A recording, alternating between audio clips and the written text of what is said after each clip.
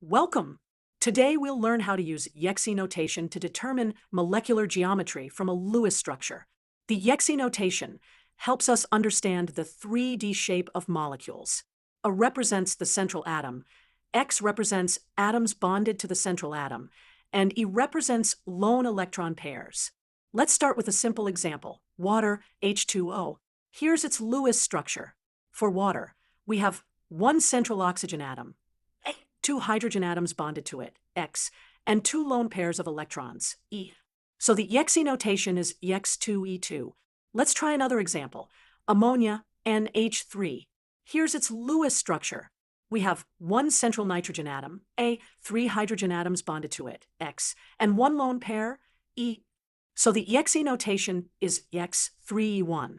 The Yexi notation helps us predict molecular geometry because it accounts for all electron domains around the central atom, both bonding and non-bonding. Remember, A is the central atom, X is the number of atoms bonded to it, and E is the number of lone pairs. Use this notation as your first step in determining molecular geometry.